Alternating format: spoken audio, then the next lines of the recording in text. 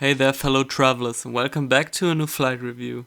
Today I'm thrilled to share my experience flying with Qatar Airways as I journeyed from Frankfurt to Bangkok via Doha. It was quite an adventure and I can't wait to show you. So let's dive right into it. So our journey started at the Frankfurt International Airport, where Qatar Airways operates out of Terminal 2.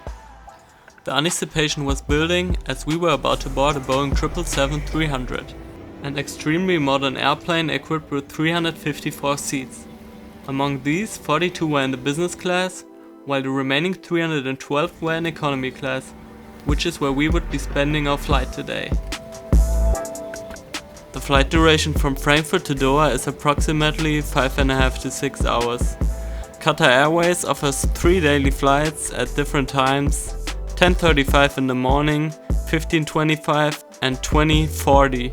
We opted for the 15:25 one. Also, unfortunately, some of my videos on the flight there are in a pretty low quality, that's why I'm mostly using videos of my flight back, so my apologies. So once aboard, we settled into our economy class seats. The seating was comfortable with good leg space, ensuring a pleasant journey. All the seats came with a small amenity kit. Usually, but this time it was more of a protective kit, so you don't get sick during this flight. Obviously, wearing a mask is no longer required. Also, you get a pillow or blanket and some headphones on your seat. The modern entertainment system was a highlight, offering a wide selection of movies to choose from, helping pass the time effortlessly. This flight had a really modern interior. The flight got off to a slow start as we spent a fair amount of time on the runway. However, after around 30 minutes, we finally got going and started our departure. After being in the air for 30 minutes, they started serving drinks and rice cracker snacks. Me personally, I went with the tomato juice, like I always do, and my friend he got a gin tonic. The gin tonic is also included on your flight, so make sure to get one if you're full of age. Even the bathrooms have a power plug, so you can charge your phone while you take a number 2. They also had some hand sanitizer which I accidentally sprayed into my camera.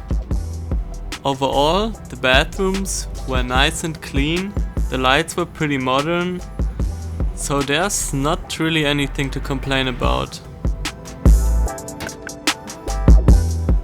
And now let's talk about the food on Qatar Airways, like where should I even start? I'll just give you a quick breakdown on all the foods I had on all 4 flights going back and forth. First, we had some potatoes, some lamb and some veggies.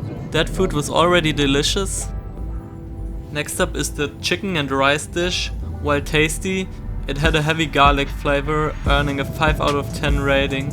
Don't get me wrong, it's still good, but some people are not into garlic like that. I personally am though. Alternatively, the veggie option was some mushrooms with noodles. These were surprisingly good, earning an 8 out of 10 rating. The croissant served was also fresh and satisfying. Before arrival, another small snack got served. A chocolate muffin and a bun, you can't go wrong with that.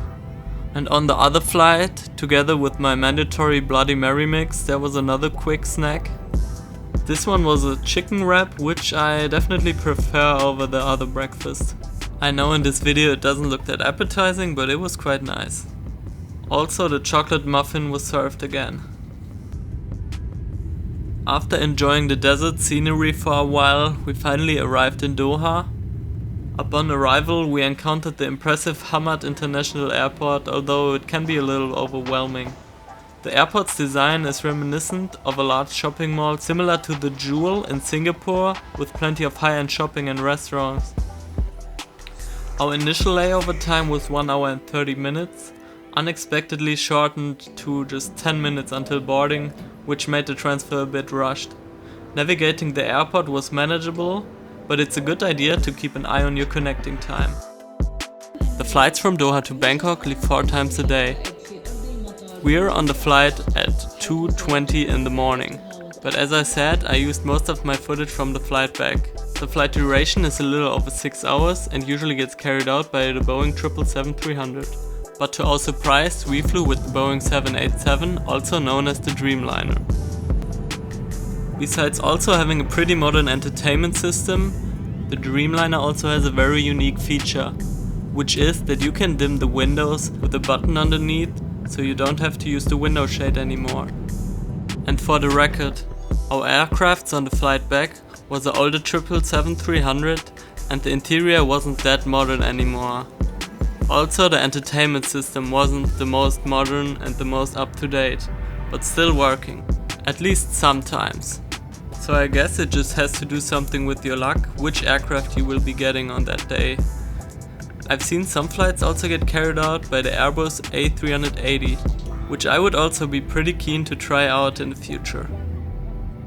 Then we finally descended to Bangkok, where everything went pretty smooth. To be honest, I never had a problem with immigration or the luggage. The waiting time for each is quite swift and not long at all. In conclusion, the journey with Qatar Airways had its ups and downs. The airline's modern aircraft, entertainment system and friendly service were the highlights. The airport in Doha was a bit hectic and the food quality varied. However, overall, I'd still recommend Qatar Airways for its commitment to passenger comfort and safety. Be sure to check out the specific aircraft for your flight to experience the unique features of the Dreamliner. I would give this flight experience a rating from 8 out of 10, which is pretty good in my eyes. These Middle East airlines always have a high reputation and they hold their standards pretty high compared to the rest.